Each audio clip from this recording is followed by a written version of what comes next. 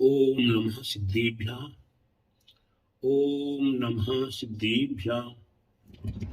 ओम नमः सिद्धेभ्यः।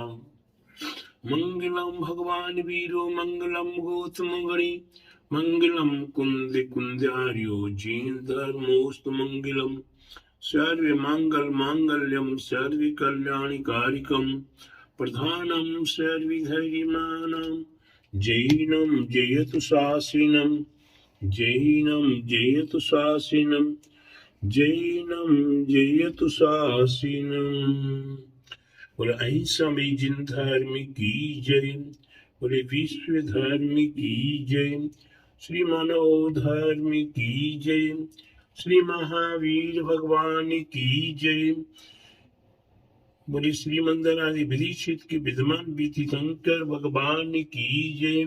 द्वादशांगी जीन वाणी माता की जय।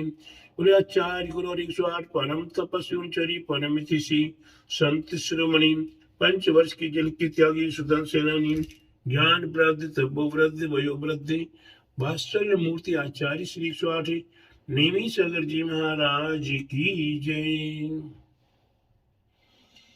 भव्यात्माओं, यहाँ गजनूरा बीटा 2 यहाँ भगवान चंदा प्रभु विराजमान है। ऐसे महान चंदा प्रभु भगवान जिनके चरणों में कोटि कोटि नमन नमोस्तु वंदन करता। और सभी भव्यात्माओं, ये चंदा प्रभु भगवान की दर्शन भक्ति आप अवश्य कीजिए। दर्शन करने का महत्व में वैसे तो हमारे आचार्य ने कहा है कि 8 कर्म हमारे आपके जीवन में अनादिकाल से इस संसार में हमें 84 लाख योनियों की यात्रा करा रहे हैं। हमारे 8 कर्म हमारे लिए चतुर गति में भ्रमण करा रहे हैं। ऐसे हम अनादिकाल तक भ्रमण करते रहेंगे, गति से गति अंतर होते रहेंगे। कितना दुख प्राप्त होता है इस संसार में, कितना दुख है। कहीं भी जाओ कहीं सुख नहीं मिल रहा है। सुख की प्राप्ति के लिए आज कोशिश करने का प्रयास कर सकते हैं। आज हम विचार करते हैं कि हमारा ये मनुष्य पर्याय कितने तीव्र पुण्य कर्म की वजह से हम 84 लाख योनि में निरंतर पाप ही पाप कमा रहे थे। पापाचार में ही फंसे हुए थे। आज ये मनुष्य पर्याय मिल गई। कोई विशेष कोई पुण्य का कार्य किया होगा, जिस विशेष पुण्य कर्म के प्रभाव से ये मनुष्य पर्याय मिली है। इस मनुष्य पर्याय के मिल जाने के बाद भी निरोग शरीर मिला है, दीर्घ आयु प्राप्त हुई है, कुटुंब परिवार धन वैभव संपत्ति मिला हुआ है। आज देवसाद गुरु का समागम मिला है। जिन्होंने देवसाद गुरु का समागम प्राप्त करके इनकी प्रति अपनी श्रद्धा भक्ति आस्था अपने आप को अर्पण समर्पण कर दिया, उनके जीवन में पुण्यानुबंधी पुण्य का संचय प्राप्त होना शुरू हुआ। कहीं नीतिकार कहते हैं ज्ञान के संबंध में हमें ज्ञान की प्राप्ति करनी है तो कहा जाता है कि बिगर गुरु के ज्ञान की प्राप्ति नहीं होगी। तो हमें ज्ञान की प्राप्ति के लिए गुरु की आवश्यकता है। और गुरु बगैर ज्ञान की प्राप्ति नहीं, और जिसके जीवन में ज्ञान नहीं, जिसके जीवन में गुरु नहीं, उसका जीवन शुरू नहीं। तो प्यारे बंधु, हमें अपना जीवन शुरू करने के लिए बीतरागी गुरु की आवश्यकता, निर्ग्रंथ दिगंबर गुरु की आवश्यकता। आज ज्ञान हमें प्राप्त करना है तो गुरु की आवश्यकता तो हो गई, लेकिन गुरु के साथ साथ हमारे आप के लिए बिन जाने ते दोष गुणन को कैसे तजिए गई, वस्तु के ज्ञान का, वस्तु के विषय में ज्ञान होना, कौन सी वस्तु कितने गुण वाली है और कौन सी वस्तु हानिकारक है, किसमें गुण है और किसमें अवगुण है, इसे जानने के लिए हमें प्रयास करना है। तो यह हमें गुरु बताते हैं। इस प्रकार से हमें 11 अंग 14 पूर्व का चिंतन करना है। 11 अंग और 14 पूर्व का महत्व जानना है। 11 अंग 14 पूर्व हमारे गुरुजन हमें खुलासा करके बताने के लिए तैयार बैठे। हम जब गुरु की आज्ञाओं का पालन, गुरु के निर्देशों का पालन, गुरु के संदेशों का पालन करना शुरू करते हैं तो हमारे जीवन में कुछ ज्ञान की प्राप्ति होना शुरू होती है। ये ज्ञान की प्राप्ति होती है तो हमारे आप के लिए हमें आचार्य कहते हैं कि भैया दर्शन भक्ति कर लो। तो संसारी व्यक्ति कहता है कि दर्शन भक्ति करने से क्या मिलेगा। प्यारे बंधुओं, बहुत रहस्य की बात बता रहा हूं। सर्दी हो या गर्मी हो या बरसात हो, आग बरस रही हो या ओला बरस रहा हो, अगर आपको वस्तु के रहस्य का ज्ञान हो जाए, वस्तु के विषय का ज्ञान, सच्चा ज्ञान हो जाए, तो फिर आप उस वस्तु को छोड़ नहीं सकते, उसे भुला नहीं सकते हो। भगवान का महात्म्य, भगवान का महात्म्य ज्ञान के माध्यम से प्राप्त होता है। क्या महात्म्य है? जब चिंतो तब सहज फल, लखा गमन करंती, कोड़ा कोड़ी अनंत फल, जब जिनवल दिठंते। आपने क्या किया? सुबह प्रातःकाल निद्रा से उठे, उठने के साथ साथ लेटरिन बाथरूम आदि आदि की क्रियाएं कर रहे हो, जिसे कहते नित्य नियम क्रियाओं में व्यस्त है। ऐसी नित्य नियम की क्रियाएं करते हुए आप चिंतन कर रहे हैं कि हम मंदिर जाना है, मंदिर जाना है, मंदिर जाना है, तो आपके लिए 1000 उपवास का फल मिलना शुरू हो गया। जब चिंतो तभी सहज फल है, यानी कि एक चिंतन करने मात्र 1000 उपवास का फल मिलना शुरू हुआ। लखा गमन करंते, आपने नहा धो के पवित्र होकर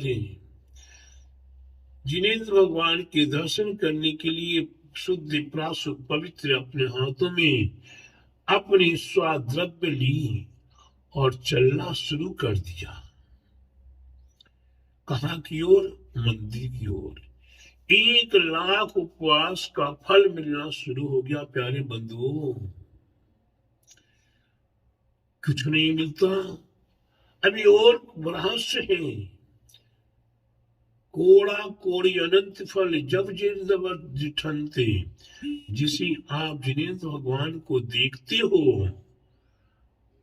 आपने कई जगह मंदिर के सामने ऐसी जगह मूर्ति विराजमान है कि दूर दूर से दिखाई दे जाती, जैसे अहिंसा स्थल में, जैसे गोमटेश में बाहुबली की मूर्ति दूर से दिखाई देती है। नेमीगिरी में भगवान बाहुबली की मूर्ति 5-5, 7-7, 10-10 किलोमीटर दूर से दिखाई देती है। भगवान भरत बाहुबली की बंबई के अंदर है। त्रिमूर्ति बोरीवली में विराजमान, वे दूर दूर से दिखाई देती है। तो ऐसी दूर से मूर्ति को देखने में से कितने उपवास का फल? 1 करोड़ को 1 करोड़ से गुणा कर दो, उसका गुणनफल आता है कोड़ा कोड़ी। और फिर आचार्य कहते अनंत, यानी अनंत उपवास का फल आपको भगवान के देखने मात्र से, फिर प्यारे बंधुओं, अगर आपने मंदिर में प्रवेश किया, ओम जय जय जय निश्चय ही बोलते हुए, हे भगवान मैं निस्संग हो गया, निस्संग हो गया, निस्संग हो गया, मेरे साथ कोई राग द्वेष मोह, ये धन कुटुंब परिवार पुत्र पोत्रादि मेरा कोई नहीं है, यह हम और आप, केवल माँ भगवान और भक्त दोनों को आपस में तारतम्य जुड़ गया। कितना महान पुण्य प्राप्त होने लगा। फिर वो कितना भाग्यशाली होगा जो भगवान की चरण स्पर्श कर लेता है। वही कितना महान पुण्यशाली होगा जो बीज मंत्रों के द्वारा भगवान का अभिषेक करता है, और उससे भी ज्यादा वो कितना महान पुण्यशाली होगा जो भगवान की शांति धारा के बीजाक्षर मंत्रों से करता है। पुण्य पुण्य पुण्य, कितना कितना पुण्य वृद्धिगत हुआ। ऐसे पुण्य को प्राप्त करने के लिए आप प्रयास कीजिए। आपके यहाँ कितना बड़ा मौका है, कितना बड़ा अवसर है कि आपके यहाँ इतनी विशाल सुंदर मूर्ति, इतनी विशाल सुंदर मूर्ति जो दूर दूर से भी दिखाई दे रही है, देखने वालों के कितने भवांतर के किए हुए अशुभ कर्मों का क्षय हो जाएगा और पुण्यानुबंधी पुण्य का वर्धन होगा। वह असंख्यात अनंत गुना पुण्य प्राप्त करेगा। यह आप यहाँ का अवसर है। और अगर मूर्ति की प्रतिष्ठा पवित्र हो जाए और उसके उपरांत वह मूर्ति के दर्शन करने का आपको मौका मिलना शुरू हो जाए, तो प्यारे बंधुओं, जन जन की ये भावना रहती है कि मूर्ति पवित्र हो, शुद्ध विधि से इसकी प्रतिष्ठा हो जाए और इसकी दर्शन भक्ति करने का अवसर हम भव्य आत्माओं को प्राप्त हो। ऐसे हमारे अंतर की ज्ञान की वृद्धि हो और ज्ञान की वृद्धि के साथ हमें फिर उस अनुसार कार्य करने का अवसर मिलना शुरू हो जाए, तो प्यारे बंधु फिर तो सोने में सुहागा है। ये आपको मौका मिल रहा है। आप कितने पुण्यशाली हैं, कितने पुण्यशाली हैं जो मूर्ति विराजमान करते हैं, ये मूर्ति प्रदत्त करते हैं, और जो मूर्ति की प्रतिष्ठा करे, शीघ्र से शीघ्र प्रतिष्ठा करे, उस मूर्ति को प्रतिष्ठित प्राण प्रतिष्ठा सहित प्रतिष्ठित करा लेते हैं और फिर उस मूर्ति के सामने दर्शन भक्ति पूजा करने का अवसर मिलता है। ये पुण्य अपने जीवन में आप प्राप्त कीजिए। अपने जीवन में आप ऐसे पुण्य को मत भुलाइए, ऐसे पुण्य को मत भूलिएगा। मैं आपके लिए यही कहूंगा कि ये पुण्यानुबंधी पुण्य आपको संचय करने का अवसर मिला है। ये नर पर्याय आपकी सार्थक हो जाएगी। आपके जीवन में असंख्यात गुना पुण्य का संचय होगा, जिस पुण्य के फल स्वरूप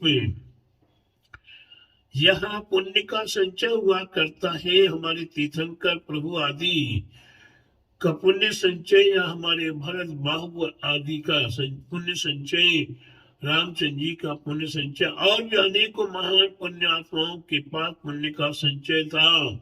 वह निरोग रहे, वह धन धान समृद्धि से भरपूर रहे, वह अपने जीवन में धीरे धीरे क्रमशः परम पुण्य का और संचय करे, केवल ज्ञान को भी प्राप्त कर सके और केवल ज्ञान के उपरांत निर्वाण को प्राप्त किया। वह अनंत ज्ञान के धारी आज भी है। ऐसे अनंत ज्ञान के धारी बनना है तो ये हमें कुछ क्रियाएं, कुछ पुण्य के कार्य और कुछ ज्ञान के कार्य हमें करते रहना होगा। माँ जिनवाणी का मान सम्मान आदर है, माँ जिनवाणी की रक्षा सुरक्षा संवर्धन संरक्षण हमारी स्वयं की जिम्मेदारी और फिर उस तद्रूप अपने जीवन का पालन कर ले। अन्यथा प्यारे बंधुओं, हम अहम में, हम कसाओं में, हम लोभ लालच में, हम छल कपट में अपने जीवन को पल भर में बर्बाद कर लेते हैं। हजारों भवों का किया हुआ आपने हजारों बार पुण्य किया और एक पाप कर लिया तो रावण ने कितनी पूजाएं की, कितने विधान करे, कितने मंदिर बनवाए, लेकिन उसके उपरांत एक पाप ने रावण को डुबा दिया। राजा बसु कितने कार्य कर रहे थे, उनने एक पाप किया तो डूब गए। हमारे अनेकों आचार्य, हमारे अनेकों महापुरुष आज हमारे राजा श्रेयांश ने, राजा श्रेणिक ने, राजा श्रेणिक ने कितने मंदिर बनवाए होंगे, कितने रथ बनवाए होंगे, कितने बार उनने कितने साधु संतों की सेवा की होगी और कितने साधु संतों के अभियान कराए होंगे, कितने उनने पुण्य के कार्य किए। पक्के सम्यक दृष्टि थे, उसके बाद भी उनने कहीं ऐसा पाप कर लिया, ये मुनिराज के ऊपर उपसर्ग करने का प्रयास किया। मुनिराज के ऊपर उपसर्ग नहीं कर पाए, लेकिन मुनिराज के ऊपर उपसर्ग करने का प्रयास किया। प्यारे बंधु, उसी समय उन्हें नरक गति का बंद हो गया। हम कौन कौन से पाप कब कहाँ कहाँ कमा लेंगे और वह पाप हमारे सारे जीवन का किया हुआ पुण्य गुण करता हुआ अंत में राजा श्रेयांश को, राजा श्रेणिक को नरक में जाना पड़ा। कहा तीर्थंकर प्रकृति उनको प्राप्त हुई, तीर्थंकर प्रकृति उनकी सत्ता में, कितना पुण्य उनकी सत्ता में, लेकिन नरगति का बंद हो गया तो उन्हें जाना ही पड़ा। आज राजा श्रेणी के, आज राजा श्रेणी के नरक गति में पहुंच गए। इसलिए प्यारे बंधुओं, हमें नहीं भटकना, हमें नहीं दुखों को भोगना, हमें दुखों के पाप कर्मों का संचय नहीं करना। इसलिए प्यारे बंधुओं, धर्म के कार्य करो और अपने जीवन को सार्थक करो। हमें कहीं का कोई पाप नहीं करना है जिससे कि हमारी नरक गति या निगोद गति में जाना पड़े। अपने जीवन को सार्थक करने के लिए ये मौका मिला है, ये मनुष्य पर्याय मिली है, ये देवसाज गुरु का समागम मिला है, ये जिनेन्द्र भगवान की भक्ति पूजा अर्चना करने का अवसर मिला। इसे अपने जीवन में स्वीकार कीजिए, आपका जीवन अवश्य महान होगा। बोले महावीर भगवान की जय, बोले द्वादशांग जीन वाणी माता की जय, बोले श्रीमंदराजी श्रीमंद विदेश की विद्वान भी तीर्थंकर भगवान की जय, बोले श्री द्वादशांग जीन वाणी माता की जय, बोले आचार्य गुरुवर 108 परम तपस्वी वनचरी परम तिशी संत शिरोमणि पंचवर्ष की जल की त्यागी सुदन सेनानी ज्ञान वृद्धि तपो वृद्धि वयो वृद्धि वात्सल्य मूर्ति आचार्य श्री 108 नेमी सागर जी महाराज की जय।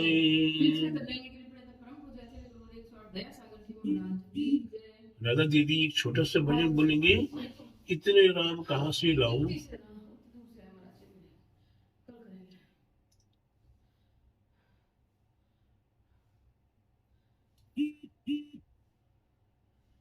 कलयुग बैठा मार कुंडली, जाऊं तो मैं कहाँ जाऊं। कलयुग बैठा मार कुंडली, जाऊं तो मैं कहाँ जाऊं, अब हरि हरि मेरा मन बैठा है, तेरे राम कहाँ से आऊं? इतने राम कहाँ से। बहुत बढ़िया गाते दीदी। आशीर्वाद, सभी को आशीर्वाद।